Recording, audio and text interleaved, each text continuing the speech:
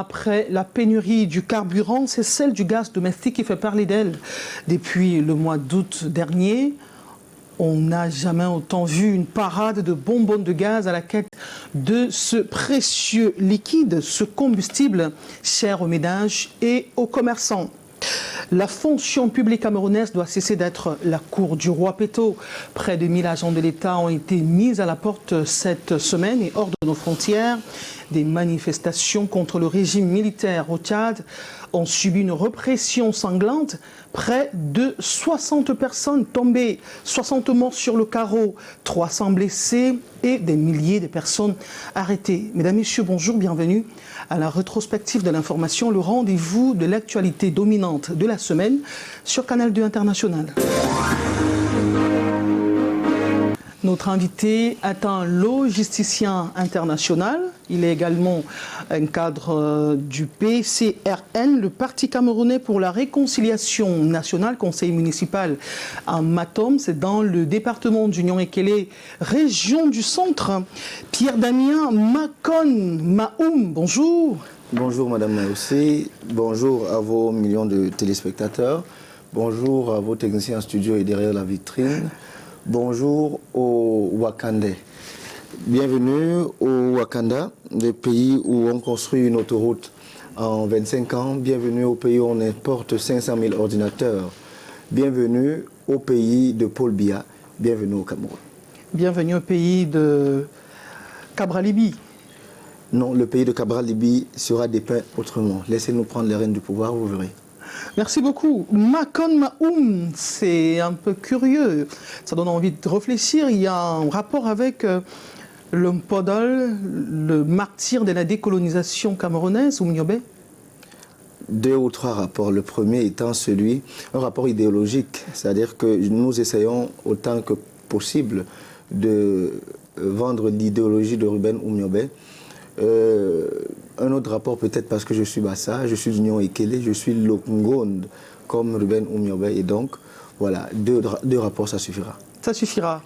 Voilà. Vous êtes l'un des défenseurs de la vision de Ruben Oumniobé, mais vous ne militez pas dans son parti, vous êtes plutôt militant du PCRN, comment on l'explique? Voilà, je suis militant du PCRN et nous défendons l'UPCisme, pas l'UPC qui est un parti politique. D'ailleurs, il semble que ce soit 2 ou 3 partis politiques aujourd'hui au Cameroun, l'UPC, du moins qu'il y ait 2 ou 3 branches. Non, nous défendons l'UPCisme qui est une façon de voir, une idéologie, une façon de voir le Cameroun qui avait pour mission 3 éléments essentiels. Le premier élément, c'était de sortir le Cameroun du carcan colonial.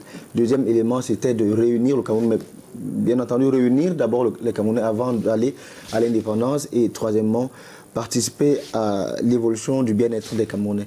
Et je pense que dans tous les partis politiques au Cameroun, on peut trouver des gens comme cela. Et donc au PCRN, nous essayons de vulgariser l'UPCisme qui est à différencier, je le répète, des UPC. Merci beaucoup. Makon Maoum, littéralement qui signifie les maladies de Oum. Alors, nous allons entrer dans le vif du sujet, cette fois-ci avec le nord-ouest et le sud-ouest qui ne cessent de faire parler d'eux à travers les activités des séparatistes. Il y a quelques jours, c'est le domicile du maire de Oum qui a été incendié et les forces de maintien de l'ordre, la police, ils ont débusqué une cache d'armes. C'est à Boya, c'était un jour de Ghost Town. Une succession de reportages et nous revenons derrière pour l'analyse, les commentaires avec l'invité. Le domicile du maire de Oum dans le nord-ouest n'est plus qu'un tas de ruines. Que ce soit le toit, la cuisine, la salle de séjour, aucun compartiment n'a échappé aux flammes qui ont tout décimé. Au réveil, le voisinage est frappé de stupéfaction à la vue du domicile du magistrat municipal. C'est avec désolation que les habitants parcourent les pièces de la maison pour constater l'intensité des dégâts qu'a causé cet incendie dont on ignore les causes. Mais des informations recueillies auprès des sources anonymes indiquent que 5 hommes non identifiés se sont rendus nuitamment au domicile du maire avant d'y mettre le feu plus tard. Rien n'a été revendiqué jusqu'ici. D'autres informations font état de ce qu'il n'y avait pas d'agent de sécurité au moment de l'attaque. L'on ignore où se trouvaient les membres de la famille au moment de l'incendie. Au courant de la journée, Un message audio enregistré par le commissaire divisionnaire de Woum, Ngoe Godfred, condamne cet incendie et l'attribue aux combattants séparatistes. Depuis le déclenchement de cette crise sociopolitique transformée en conflit armé, plusieurs maisons d'habitation et édifices publics ont été incendiés. Nous sommes au quartier Boyatown, dans la ville de Buea. Voici l'arsenal de guerre saisi au cours d'une opération de fouille menée par les forces de défense et de sécurité. Two months were kind. I never knew whether they open and safe. So they scat, they broke the this, they broke ties and so, and then they start moving them.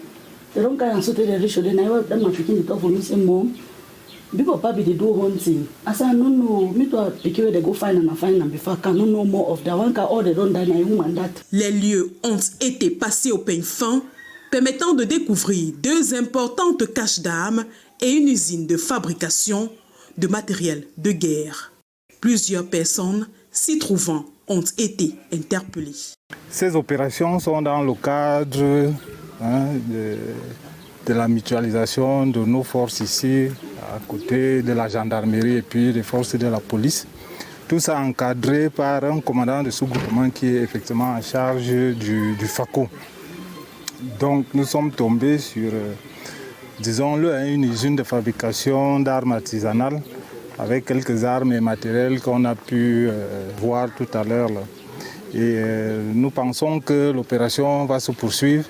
De fil à aiguille, nous pensons que nous allons retrouver les autres d'où qu'ils se cachent. Une opération fructueuse obtenue grâce à la collaboration des populations. Ces faits interviennent au lendemain du 1er octobre où de nombreuses menaces d'attaque de la ville de Buea continuent d'être proférées par les groupes armés séparatistes.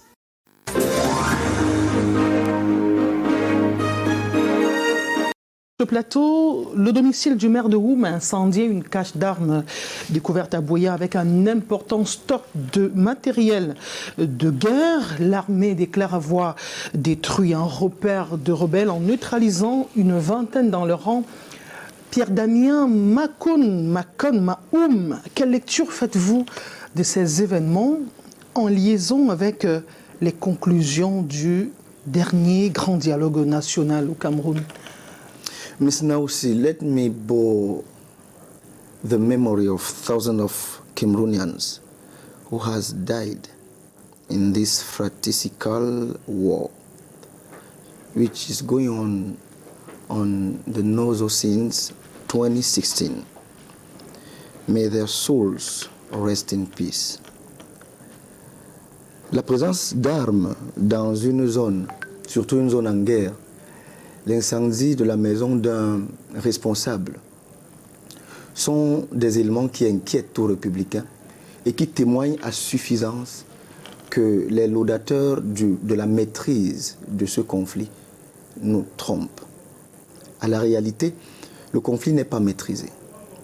C'est pour cela que depuis le début du conflit en 2016, le président national du PCRN n'a eu de cesse d'appeler le gouvernement à envisager très vite une solution politique.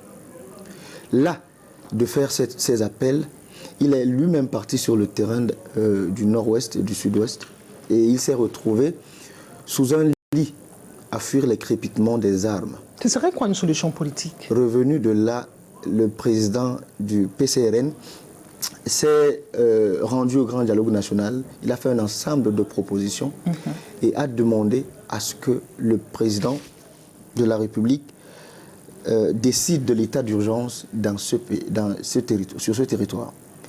Un état d'urgence pour une durée bien déterminée, ce qui permettrait d'appeler à la table du dialogue ceux qui veulent bien dialoguer et en même temps faire ce que tous les Camerounais appellent de tous leurs voeux, la décentralisation aboutie. Parce que la crise qui se passe au nord-ouest et au sud-ouest est aujourd'hui dépeinte comme une crise sécessionniste, mais ce sont des gens qui ont vécu pendant 11 ans en autonomie. Et je demande que tout le monde comprenne que lorsqu'ils disent que leurs aspirations ne sont pas prises en compte, je ne justifie pas la sécession, mais que cela soit entendu. Lorsque vous demandez c'est quoi la solution politique, la solution politique commencerait peut-être par un simple symbole, le symbole de la présence du premier citoyen camerounais sur le terrain. s'il instaure un état d'urgence, s'organise pour que la zone soit sécurisée, il nous refait le coup de me voici donc à Douala, mais cette fois-ci à Boya ou à Bamenda par exemple.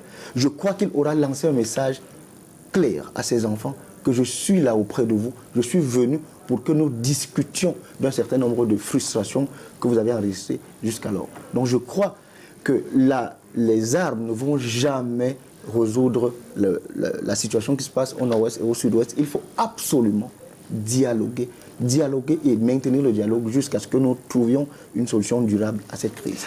Pierre Damien, il y a eu le grand dialogue national qui a été convoqué, qui a été d'ailleurs très suivi. Dites-nous, quelles sont les retombées des conclusions de ce grand dialogue sur l'issue de cette guerre? Je préfère suivre votre terminologie. On parle de crise, mais vous parlez de guerre. Quels sont, selon vous, l'impact des décisions qui ont été prises à ce grand dialogue?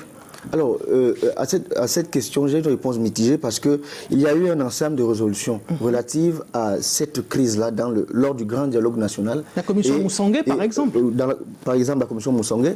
Et je crois que si nous avons fait une bonne évaluation, nous sommes à au plus 30% de solutions appliquées. Parce que aujourd'hui, on applique quelques solutions cosmétiques pour faire comme si on veut avancer, mais à la réalité, il y a des propositions fermes qui ont été faites au président de la République. Je n'ai pas souvenance de toutes ces propositions, mais je sais que l'essentiel des propositions n'ont pas été mises en pratique. Et c'est pour cela que nous demandons simplement au président de la République de mettre en pratique. Est-ce que vous imaginez que, laissons le nord-ouest et le sud-ouest, est-ce que vous imaginez que la simple double nationalité, la simple question de double nationalité qui a été traitée lors du grand dialogue national, et propositions ont été faites au président de la République de lever le verrou sur la double nationalité, il ne l'a pas encore fait. On ne comprend pas pourquoi il ne le fait pas. Aujourd'hui, vous nous parlez des résolutions qui ont été prises relativement au nord-ouest et au sud-ouest. Et je vous dis, si vous prenez les résolutions qui ont été prises relativement à cette crise, vous comprendrez qu'à la réalité, le pouvoir de Yaoundé refuse d'avancer sur le point de dialogue relativement à cette question. Pierre Damien, une opération comme celle que nous venons de vivre avec l'armée, découverte d'une cache d'armes, une centaine de munitions qui sont emportées, des suspects arrêtés, des personnes neutralisées. Comment avez-vous réagi à cela? Vous avez applaudi, vous avez dit ce coup d'éclat de l'armée contribuerait à atténuer les effets nuisibles, les capacités de nuisance des groupes séparatistes. Oui, en entame de mon propos sur ce sujet, j'ai évoqué les morts et j'ai demandé les morts de cette crise. Et j'ai demandé que leur âme repose en paix. Et justement, parmi les morts, on compte aussi des morts parmi les forces de sécurité et de défense du Cameroun. Ce sont ces vaillantes personnes qui se sont engagées sous le drapeau et ont décidé parfois au prix de leur vie d'aller protéger l'intégrité du territoire camerounais. Ce sont des gens qui parfois sont éloignés de leur famille, de leurs enfants, de leurs femmes, pendant des mois. Parfois, ils ne sont pas relevés. Ce sont des gens qu'il faut respecter. Ce sont des gens qu'il faut aimer, qu'il faut encourager. Et donc, une telle découverte, d'abord, je m'adresse directement à ceux qui dirigent cette armée en leur disant un grand bravo. Il faut continuer à nous protéger de la sorte. Une telle découverte, je crois qu'elle participera à décrisper l'atmosphère. Les populations comprendront que l'État est à pied d'œuvre par les FDS pour ramener la paix de ce côté, mais aussi les séparatistes comprendront que l'État du Cameroun, avec les forces de défense et de sécurité, est en train de ratisser large à l'effet de les chasser complètement de ce territoire. Merci beaucoup Pierre Damien. C'est la position du PCRM que vous représentez sur ce plateau. Nous allons poursuivre dans cette émission de rétrospective en revenant sur les agressions sexuelles sur mineurs que nous enregistrons au fur et à mesure, pas une semaine sans qu'une victime ne soit comptabilisée. Avec Junior Ossin et Espoir Baïha, Samuel Baïha, nous nous rendrons à Douala 1er et à Douala 3e pour vivre ces autres cas. Reportage. Dans cette cité de Bessengue Tunnel, un quartier de la ville de Douala, le présumé violeur en série a frappé 2 coups. Oui, elle a donné ça à l'enfant. Pour que l'enfant ne dise pas non. Elle a levé les habits sur l'enfant. Et ça lève elle met sur l'enfant. L'enfant dit que c'est 2 fois. Comment il lui fait ça? En 2 mois, Mohamed, le répétiteur suspect, a abusé de 9 mineurs, ses propres neveux inclus. Une victime apeurée lâche finalement le morceau dans une discussion de gamins. Les enfants ont commenté, ils étaient là pour commenter. Ma fille là, elle est entrée à la maison, elle me réveille. Mais maman, Ben me dit que Ben m'a fait comme ça. Ils étaient à 2. Je suis vraiment choqué. Mes 2 petits frères sont impliqués par ça. Mais ces 2 petits frères-là, c'est son propre sang. C'était choquant dans la famille. Puisque lui-même aussi l'a DVG, il a aussi sodomisé mes petits frères. Mohamed mène une vie de mystère. D'après son cousin, il s'est radicalisé dès la 3e année à l'université. Quand il a payé sa pension en 3e année, comme on le disait, il a payé sa pension en 3e année, plus il ne partait plus. Moi, ça a raconté certaines choses, ce qui se passe à l'école, dans un groupe d'études. Il raconte certaines choses. Ici, dans la maison familiale du bourreau, notre caméra gêne. Or, les voisins sont choqués. Ça me faisait tellement si mal que je vois comment il a gâté toute l'avenir de ses enfants. Mohamed est détenu à la prison centrale de Douala. Les 9 enfants ont repris le chemin de l'école après leur sortie de l'hôpital. 2 jeunes filles ont été agressées puis violées en l'espace d'une semaine dans le 3e arrondissement de Douala. Les présumés violeurs se camouflent dans le secteur des mototaxis. Il m'a dit de coopérer parce que si je n'arrivais pas à coopérer, ça sera ma fête. Qu'est-ce que je vois dans les réseaux? Ce n'est pas la blague, c'est la réalité. Que je dois laisser tout aller parce qu'il aime les gens qui coopèrent. Dès que j'ai laissé, il a posé son acte, donc il m'a violé. En finissant, il s'est essuyé. Leur mode opératoire est celui-ci. Se fait passer pour des mototaximens, transporter la victime et sur la route, fait déviation dans la vaste forêt de PK19 pour passer à l'acte odieux. Dans ce coin, on viole les femmes, les mamans qui ont des enfants aussi, on viole. Ce mercredi matin marque la fin des services commis par ces abuseurs présumés. Rattrapés par la police, ils sont ici présentés à la presse au cours de la reconstitution des faits ayant conduit au viol de la petite Dorcas. Je suis en train de les avertir qu'il fait très attention. Ça là, c'est seulement le début. Si il ne change pas, on va les chercher et tous appréhender et envoyer dans une juridiction compétente. Ces arrestations viennent rassurer les populations qui sont elles aussi invitées à coopérer avec la police pour dénoncer des gestes suspects autour d'elles.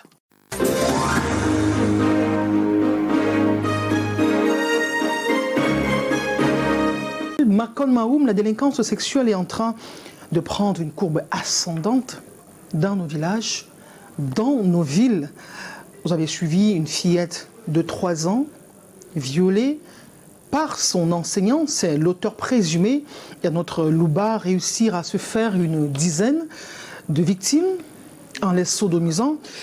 Excusez ce terme cru, difficile à tenir dans le cas d'espèce. Comment mettre un terme à cette montée en puissance du vice au pays? Alors, il serait difficile de répondre tout de go à cette question parce qu'il s'agit de politique générale en matière de sécurité pour enfants. Mais il faut quand même noter une ou deux petites choses. La rencontre des cultures est quelque chose qu'il faut absolument contrôler lorsqu'on dirige un État. Je crois que la violence des sociétés occidentales est transportée dans nos sociétés via les réseaux sociaux, via la télé. Aujourd'hui, la responsabilité des parents peut être appelée, mais beaucoup plus la responsabilité de l'État. Parce que c'est l'État qui, dans le consensus nous a fait passer de l'état de nature à l'état de société, c'est l'État qui a donc pour rôle de protéger le citoyen, de protéger les enfants. Lorsque j'interpelle l'État, n'imaginez pas que j'essaye simplement de polémiquer. Il faut comprendre le niveau de responsabilité de tout un chacun. Lorsque vous laissez entrer dans un pays n'importe quelle image de citer un média, ce sont des éléments qui participent à déconstruire ce que les parents construisent dans la tête de leurs enfants. À supposer bien entendu que les parents, eux, donnent une bonne éducation à leurs enfants. Je dirais à l'État du Cameroun de continuer à mettre un point d'ordre, un point d'honneur à la veille cybernétique, à la veille des médias, pour qu'un certain nombre de dérives ne soient plus diffusées à la télé. On parle également d'une prolifération de sectes pernicieuses qui proposent aux auteurs de ces pratiques une vie facile. Qu'est-ce qu'on a à chercher comme plaisir sur un enfant de 3 ans qui à peine se développe, par exemple? Ils ne cherchent pas du plaisir. Ce sont justement, comme vous l'avez évoqué... Parce que là, je suis dans la rationalité pour essayer de comprendre. Comme vous l'avez évoqué, ce sont là des pratiques sataniques. Ce sont des gens qui sont omnibulés, omnibulés par l'argent. Comment expliquer que ces pratiques ou ces sectes satanistes aient autant pignon sur rue pour expliquer ce type de comportement? Mais c'est le délaissement de l'État. L'État est absent. L'État est absent et partout. Dans l'école, l'État est absent. Dans les hôpitaux, dans la santé, je veux dire, l'État est absent. Dans le commerce, on va en reparler tout à l'heure, l'État est absent. Et donc, même dans l'éducation de ces enfants, l'État est absent. Et les parents, alors, l'éducation familiale? J'allais par étapes. Je voulais arriver aux parents. Pour dire qu'un parent qui n'est lui-même pas bien éduqué aura des difficultés à éduquer ses enfants. Et il faut savoir que dans l'éducation, le parent prend pour point d'appui les modèles dans la société. Et aujourd'hui, nous sommes en panne de modèles au Cameroun. Il n'y a plus de modèles. Je ne dédouane pas les parents. Je leur dis, lorsque vous avez un téléviseur à la maison avec un bouquet, que ce soit X ou Y, essayez de contrôler. C'est pour cela que le code parental existe. C'est un exemple que je prends. Essayez de contrôler pour que les enfants ne regardent pas n'importe quoi. Lorsque vous achetez un téléphone Android à un enfant qui n'a pas encore le bac, posez-vous la question de savoir ce que cet enfant va faire avec le téléphone.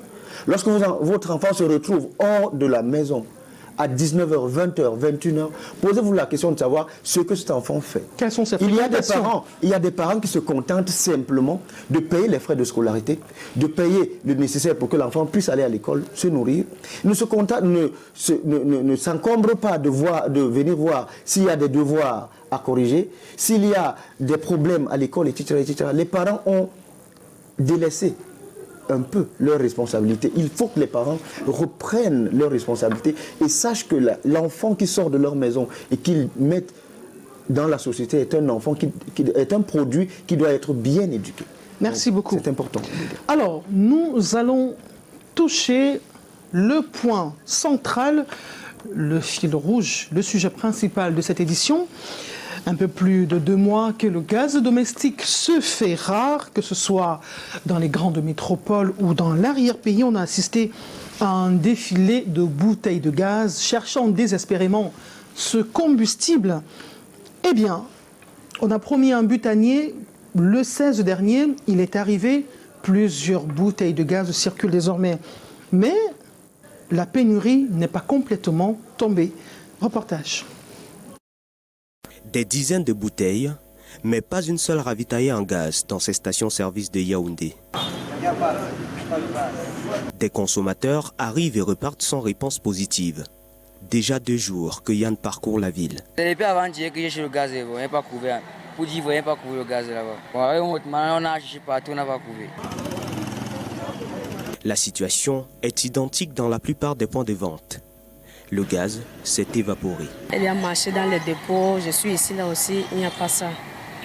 C'est pas assez grave. Je viens quitter à Emana pour venir chercher la voiture, pour chercher en vie. Depuis 1 mois, maintenant je souffre. Je n'ai même plus la gaz. Maintenant je ne connais pas, je vais trouver même ça aujourd'hui. Je vais voir quelqu'un avec une bouteille de gaz, il va m'expliquer que j'ai compris par coulisses qu'on vend les bouteilles là-bas. Quand tu arrives là-bas, on te dit que non, c'est fini. Donc je ne sais pas si on cache ou on vend seulement par connaissance. Donc je ne sais pas. Dans les dépôts, il n'y a pas le gaz. Je suis allé à Mvan. L'aliment qui est à Mvan, qui était de Mvan jusqu'à... Dans les stations-service, aucune explication claire sur les causes de cette pénurie. Depuis des semaines, elles n'ont pas eu de livraison de gaz domestique, à en croire certains responsables qui, hors de notre caméra, nous font savoir qu'il y aurait eu des retards à la Société camerounaise des dépôts pétroliers. Le gouvernement, pour sa part, n'a encore fait aucune annonce officielle quant à la date d'un retour à la normale. Les consommateurs continuent de prendre leur mal en patience.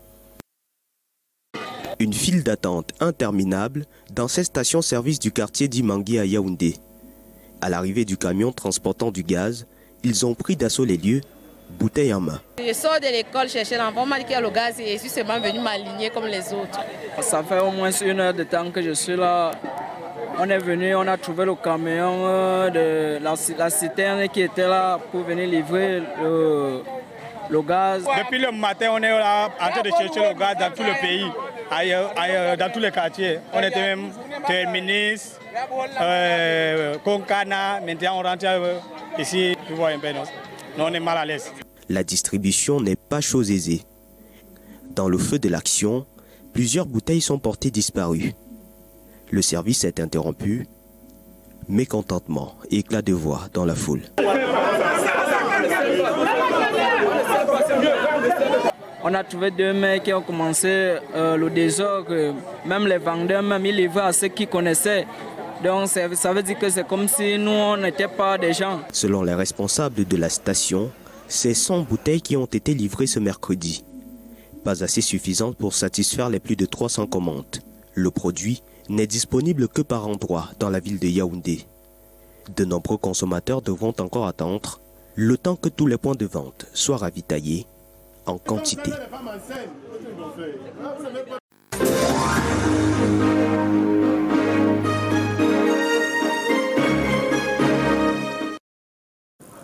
Officiellement, les causes sont attribuées à des problèmes de logistique, comme ça a été le cas avec la crise du carburant, la pénurie du carburant au mois de juillet dernier.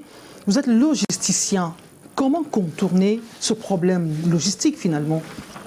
Alors, d'après le gouvernement de la République, le gaz, la pénurie du gaz serait consécutive à un problème logistique. C'est-à-dire que le navire du trader Géogaz, je pense, serait encore au mouillage, aurait donc pris du retard pour le débarquement. Sauf que le gouvernement s'arrête là et ne nous donne pas la raison véritable de ce retard. Vous devez savoir que le Cameroun a centralisé la fourniture du gaz, la mettant entre les mains d'un seul individu, d'une seule société Géogaz, qui fournit donc le gaz. Et d'après certaines indiscrétions, je parle au conditionnel, aurait organisé une sorte comment je peux dire ça, une sorte de mafia derrière la fourniture de gaz, où l'on se retrouve avec des retours commissions qui peuvent aller jusqu'à $40 la tonne. Mais ce n'est pas ce qui nous intéresse. Avant de revenir sur les causes, permettez quand même que j'évoque un tant soit peu la réalité du Cameroun. C'est-à-dire que c'est quoi le Cameroun? D'après la Société nationale des hydrocarbures, la SNH, le potentiel gazier du Cameroun s'élève à 156 milliards de mètres cubes. Aujourd'hui, on exploite un gisement à Kribi. La centrale à gaz de Kribi. Oui, à Kribi, qui est au large de l'océan Atlantique. Oui, de l'océan, qui est de 500 milliards pieds de cube. Je n'ai pas dit mètres cubes, j'ai dit pieds de cube.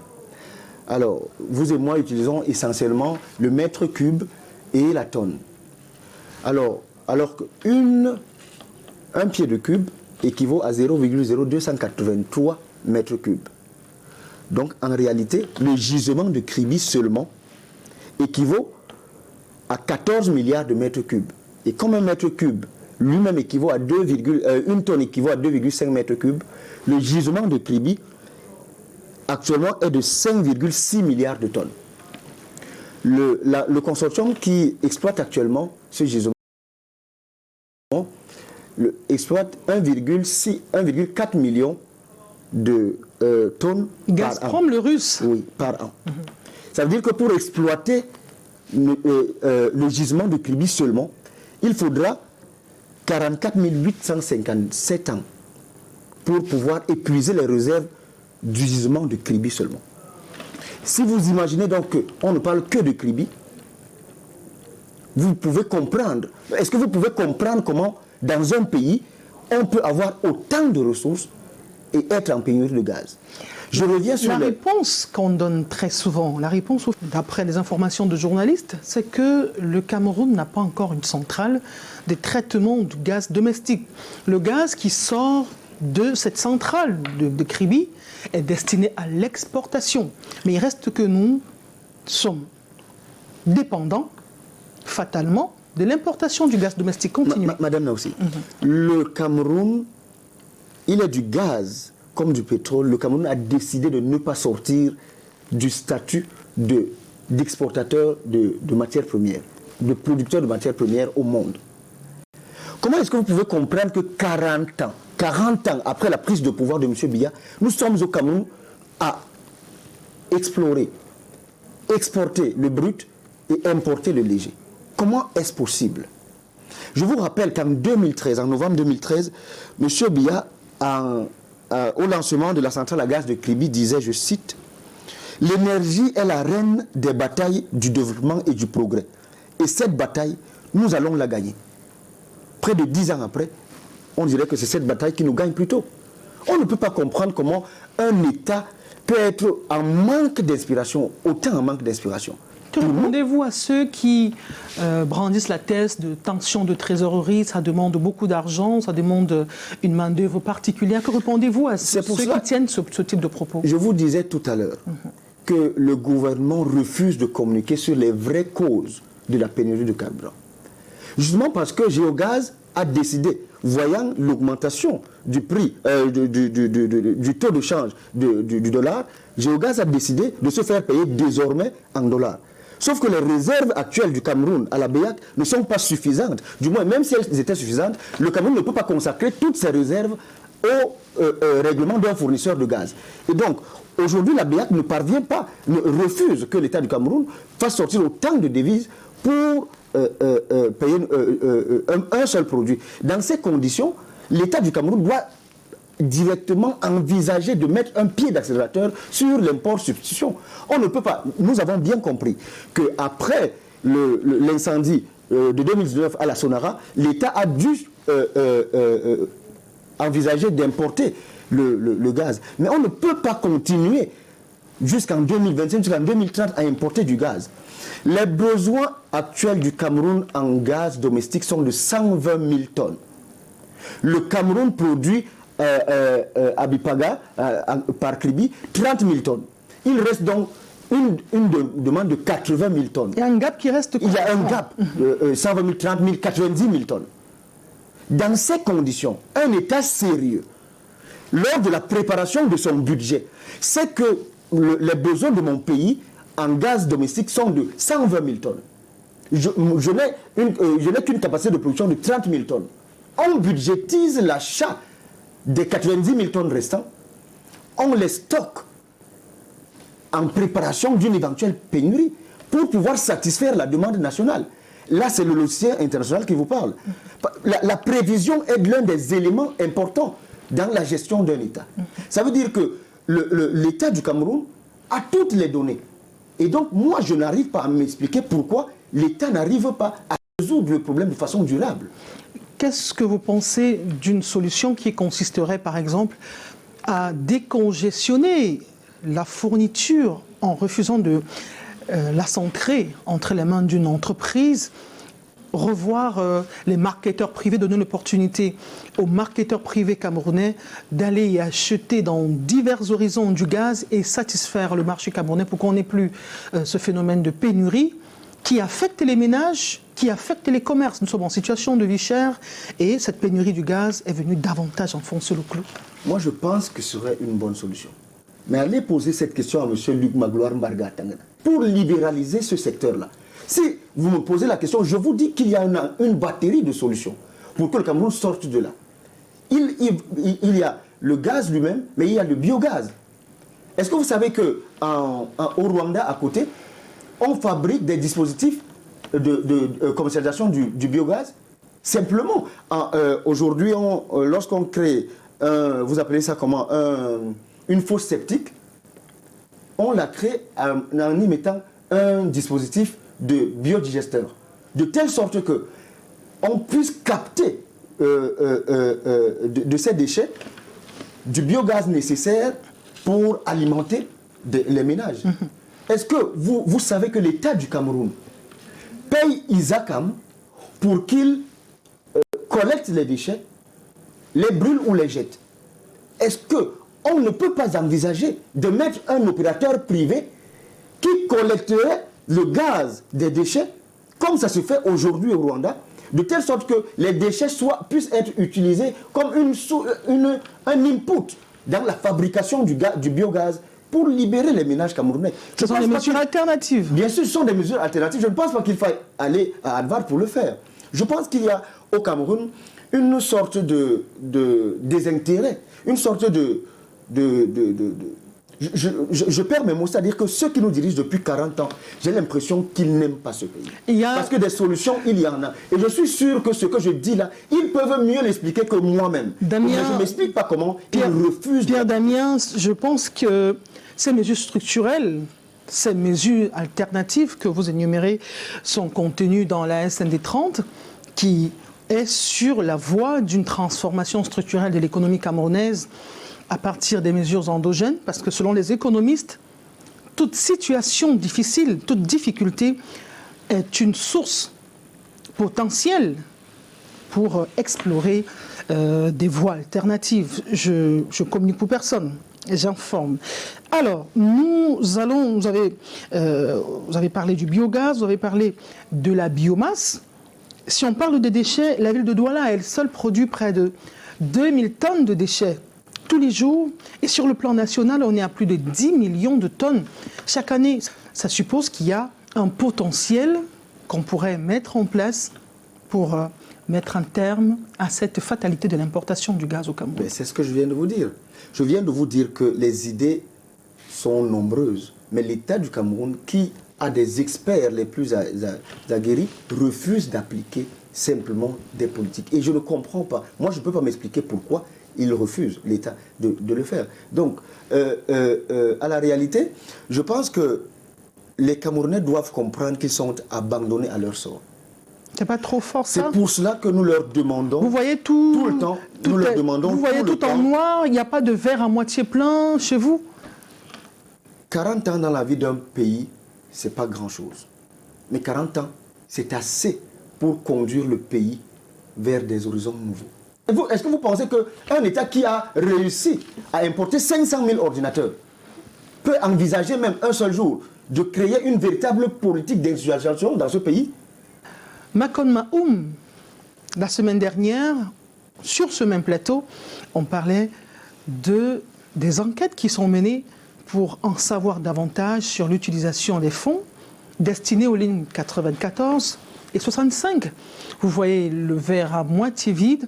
Ceux qui voient le verre à moitié plein pensent qu'à travers ces mesures de l'État, on pourrait récupérer de l'argent qui a été dilapidé et financer des projets de développement comme les projets gaziers. Comment avez-vous réagi lorsque l'État a décidé, le président de la République a décidé justement de voir un peu plus clair dans l'utilisation des fonds alloués aux différentes lignes? Alors, j'étais le premier à applaudir.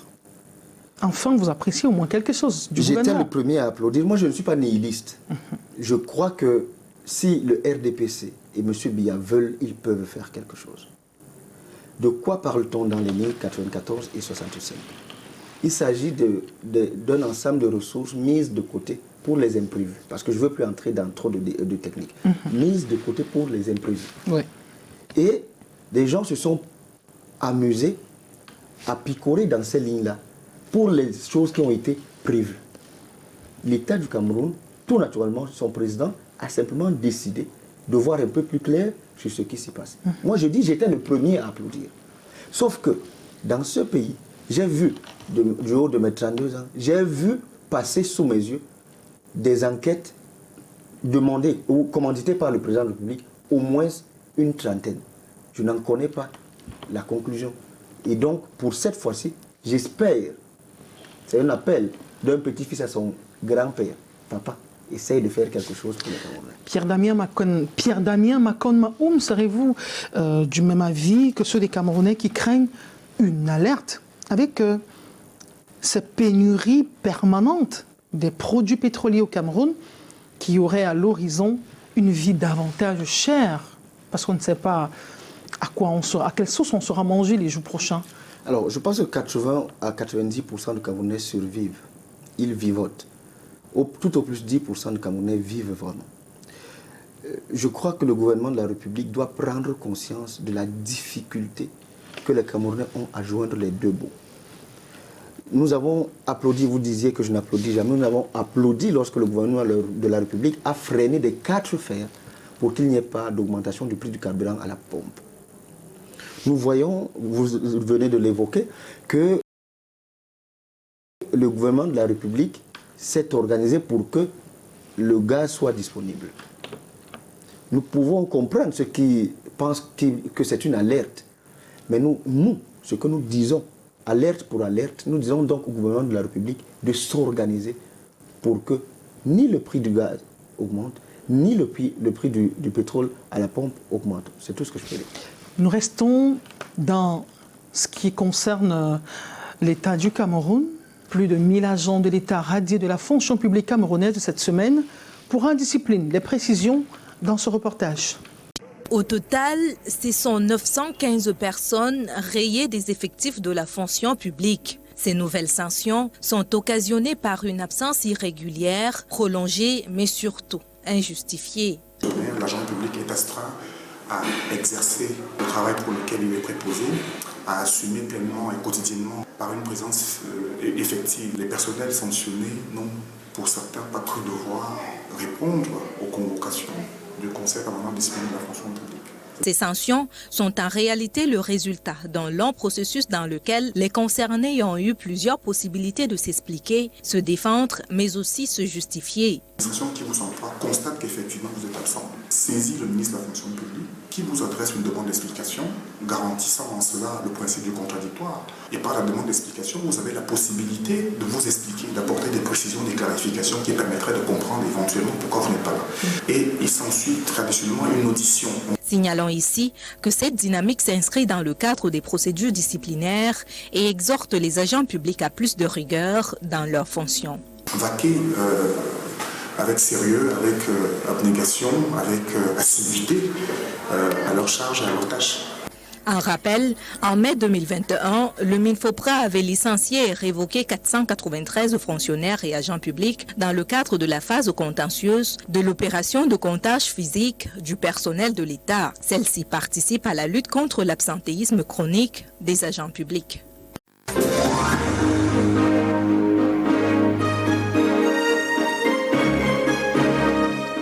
Merci Mariam Mazou. Pierre Damien, retour sur ce plateau avec cette autre activité menée par le ministère de la fonction publique et de la réforme administrative. On va dire, c'est la fin de la cour du roi Peto dans l'activité des fonctionnaires au Cameroun. Non, c'est ce que vous allez dire, moi je ne vais pas le dire. Le Minfopra nous fait comprendre qu'ils ont radié 945 agents. 56 radiés définitivement et les autres, je ne connais même pas leur statut. Je vais préciser 2 ou 3 choses. Cette information me laisse des sentiments contradictoires. D'abord, je suis content parce que 29,9 milliards de francs CFA vont être économisés, mais aussi parce que le salaire étant la contrepartie d'un service fourni, ceux qui n'ont pas fourni le service ne méritent pas de salaire. Par contre, je me pose 1 ou 2 questions.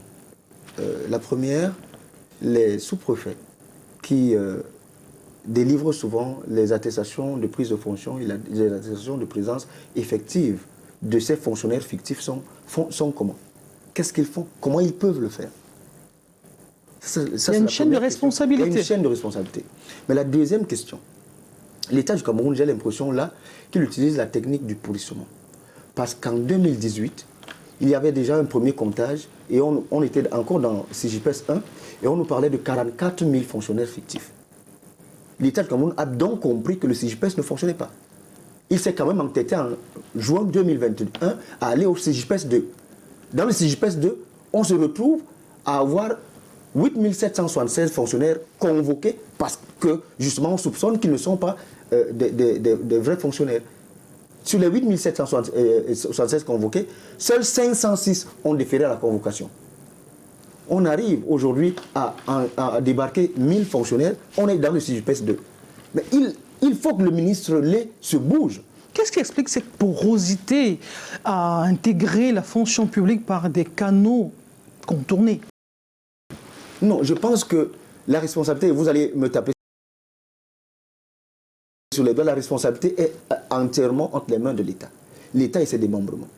Parce que nous avons proposé la digitalisation et la numérisation du recrutement de la fonction publique. Depuis l'acte de naissance jusqu'à la carte d'identité, nous proposons une seule chose, la digitalisation. Si, j'ai dit la fois dernière dans une émission que si M. Lé organise, parce que nous ne sommes pas dans un système militaire, mais on est obligé avec l'esprit des Camerounais à travailler sur des mesures qui peuvent les contraindre à bien faire ce qu'ils doivent faire. Il faut donc peut-être envisager, moi je suis un chef d'entreprise, et dans mon entreprise, lorsque vous arrivez le matin, vous pointez votre empreinte digitale dans un appareil qui me dit si vous avez été là ou pas, si vous avez été là à temps ou pas. Et donc, ce genre de micmac où un fonctionnaire va voir un sous-préfet, ils s'organisent tous les deux, il a fait immigration Canada ou alors visa États-Unis, et lorsqu'il touche son argent, il se le partage, ça ne doit pas continuer. Il faut qu'on numérise la fonction publique et il faut que le ministre s'organise pour que, si on est en panne d'éléments technologiques pour mettre des empreintes, qu'on pense d'autres stratégies. Mais le CJPS, dans tous les cas, il faut le bannir. CJPS 1, CJPS 2, ça ne fonctionne pas. Il faut passer à autre chose. Merci beaucoup, c'est entendu. Nous allons nous rendre dans la région de l'Est Cameroun, où les automobilistes passent des journées cauchemardesques à cause des conditions de route qui sont vétustes. Ils y passent parfois la nuit. Reportage avec nos correspondants Roméo Tignan et Kizito Koumaï à l'Est Cameroun. L'inconfort Yokadouma Mulundu dans la Bumba Ngoko saute à l'œil. À peine engagé, les 90 km, ce car Savien habitué de ce tronçon va marquer un temps d'arrêt. Les roues noyées dans cet amas de boue. Je ne crois pas que nous sommes au Cameroun, parce que vraiment, c'est un calvaire. C'est un calvaire. Alors que l'Est est la région est le grenier du Cameroun tout entier. Ça m'étonne que la population de l'Est souffre et abandonne à eux-mêmes. Vraiment, c'est un calvaire de Mulundu Yokadouma, qui est notre chef-lieu de département. Le calvaire n'est seulement pas pour les passagers de cette Saviema. Petite voiture clando, engin à 2 roues et autres gros porteurs, ça passe ou ça patine. De ses 20 ans d'expérience, Junior Aougé voit de tout. L'Andoman à Yokadouma depuis 20 ans aujourd'hui, vraiment, nous souffrons de la route de Yokadouma et Mulundu, ça ne va pas. L'état de route, on dort en route, par-ci, par-là, tout ça. On demande au gouvernement vraiment s'il peut vraiment nous mettre coup de main, c'est parce qu'on ne voit pas le changement, on souffre. Une ligne interminable de gros porteurs ne cesse de rallonger la liste sur ce tronçon. Des véhicules se sont embourbés. Un peu plus loin, le propriétaire de ce véhicule CA va devoir garder patience. Ici, il y a ceux qui marchent en attendant et ceux qui attendent sur place en s'offrant des gigots de viande. Yokadouma Mulundu, c'est un difficile parcours. Près de 200 km, longtemps annoncé en travaux, à l'Est.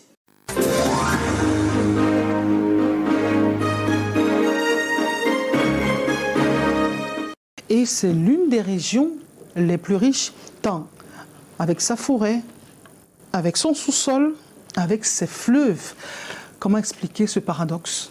Que nous en soyons encore aujourd'hui à évoquer la situation de toute une région qui est coupée du Cameroun. Une région qui a du bois, qui a un sous-sol riche et qui contribue à renflouer les caisses de l'État. Et cette région est oubliée. Je ne compte pas le nombre de ministres de M. Biya qui sortent de cette région. Que font-ils, ces élites? On ne peut pas continuer comme ça. Donc moi je pense que les populations de l'Est, comme les populations de tout le Cameroun, doivent prendre leurs responsabilités et nous donner la chance de présider à leur destinée. Eh bien, sortons du Cameroun pour nous rendre au Tchad voisin. Une manifestation dite pacifique jeudi dernier s'est soldée par une répression sanglante. Une 60aine de morts sur le carreau, 300 personnes blessées, plusieurs personnes arrêtées dans les différentes villes de ce pays. Les organisateurs de la manifestation et les tenants du pouvoir se rejettent la responsabilité du massacre qu'on a observé ce jour-là. Eh bien, le pays sort pourtant d'un dialogue Dialogue national souverain. Pierre Damien, quelle est votre analyse d'homme politique sur la situation au Tchad? Le Tchad rame à contre-courant du mouvement de libération de l'Afrique, dont le pays le plus avancé est le Mali. Deux petites précisions. D'abord, un salut cordial à Succès Marsra, un camarade de lutte. Et une petite précision, l'État tchadien lui-même parle de 70 morts, alors que Succès et d'autres organisateurs parlent de 100 morts. Je parle avec gravité de ce sujet, parce que l'histoire des coups d'État avec le Tchad est une histoire fascinante. La constitution du Tchad du 14 avril 1996 précise en son article 76 qu'en cas de vacance du pouvoir, le président de l'Assemblée nationale assure l'intérim. S'il ne peut pas, le vice-président de l'Assemblée nationale assure l'intérim. Il s'engage à organiser les élections au plus tôt 45 jours après sa prise de fonction, au plus tard 90 jours après sa prise de fonction.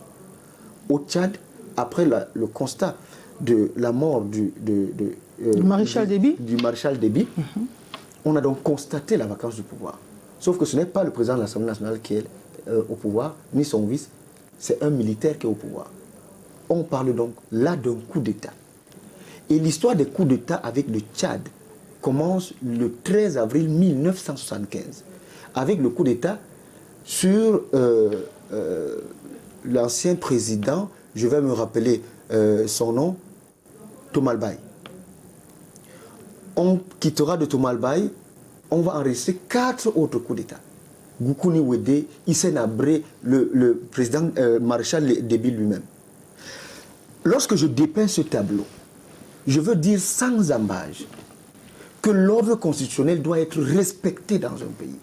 C'est pour cela qu'au lieu des marches, au lieu de l'insurrection, le président du PCRN a décidé de battre le régime de Biya par les urnes. L'Afrique doit envoyer un message de grandeur. 60 ans après les indépendances, l'Afrique doit prendre ses responsabilités. Ce genre d'image que le Tchad renvoie à la face du monde n'est pas bonne pour l'Afrique. Est-ce qu'aujourd'hui, l'on nous parle de panafricanisme? Non, il ne faut pas galvauder le panafricanisme. Les pères fondateurs du panafricanisme, le panafricanisme est un courant de pensée dont la mémoire est dans les écrits de Ruben Oumiobe, dans les écrits de Kwame Nkrumah, dans les écrits de Cheikh Anta Diop, de Marcus Garvey et autres. Il ne faut pas penser que tout le temps, on va prendre des armes, aller prendre le pouvoir. Nous avons décidé de sortir, d'après Rousseau, de l'état sauvage à l'état de nation depuis fort longtemps. Pierre Damien, le Tchad sort quand même d'un dialogue, d'un grand dialogue national souverain. On se serait attendu qu'il y ait une sorte d'accalmie.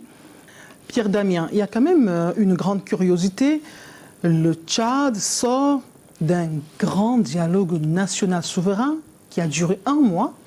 On se serait attendu qu'après la prise du pouvoir de façon solennelle par Mohamed Déby Itno, qu'on viva une sorte d'accalmie jusqu'à l'organisation d'une élection qui passe le pouvoir aux civils, mais que non.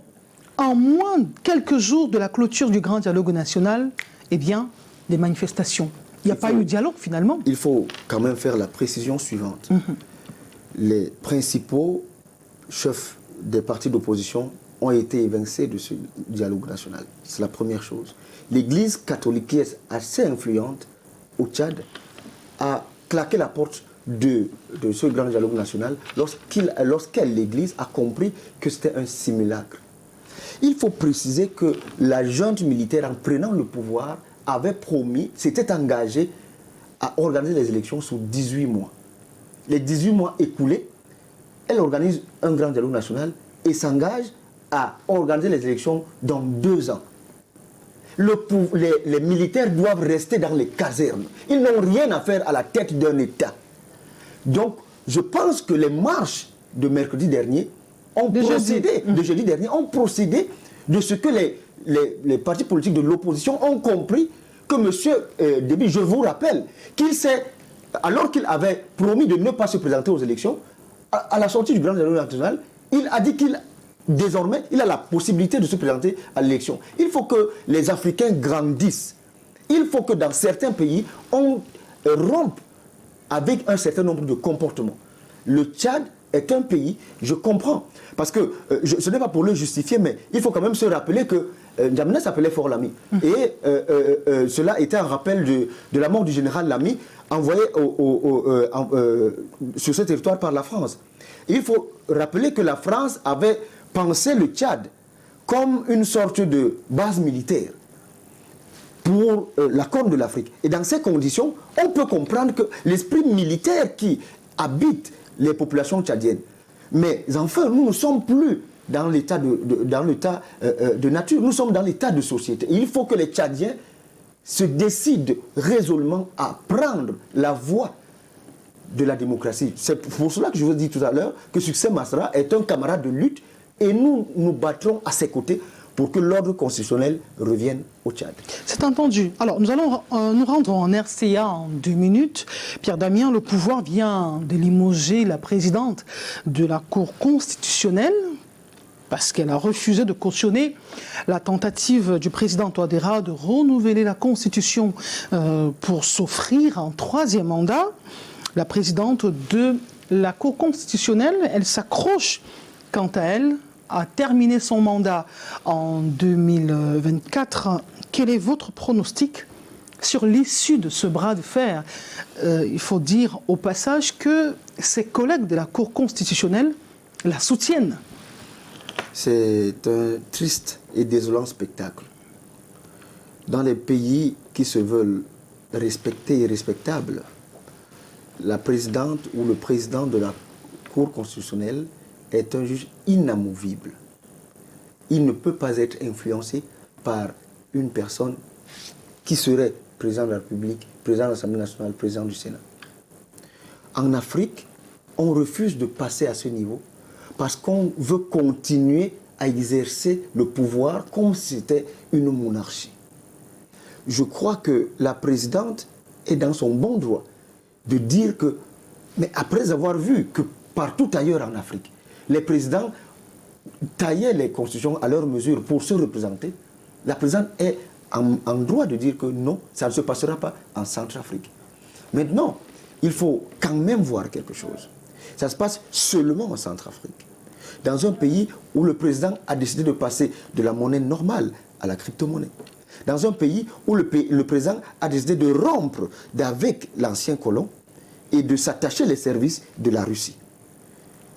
Il faut quand même pousser l'analyse loin et se demander, est-ce que, c'est pas ce que je dis, c'est pas une affirmation, mais je pose la question, est-ce que cette présidente de la Cour constitutionnelle ne serait pas influencée par l'extérieur? Quand bien même elle le serait, je dis c'est une bonne chose de freiner des 4 fers pour que l'ordre constitutionnel règne en Centrafrique. Merci beaucoup. Ce sera votre mot de fin pour cette édition de la rétrospective de l'information sur Canal 2 International, qui a eu pour fil rouge la pénurie répétée des produits pétroliers au Cameroun.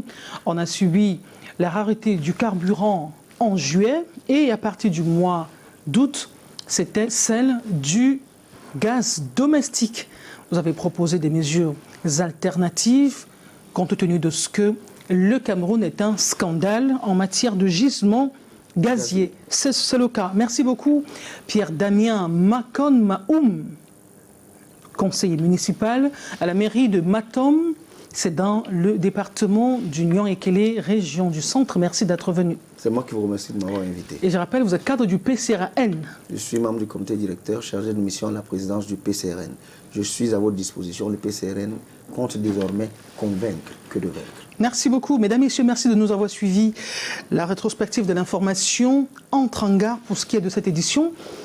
Demain, 9h, lundi, ce sera la rediffusion. Dimanche prochain, un autre rendez-vous avec un nouvel invité et d'autres sujets d'actualité. Portez-vous bien, à bientôt, au revoir.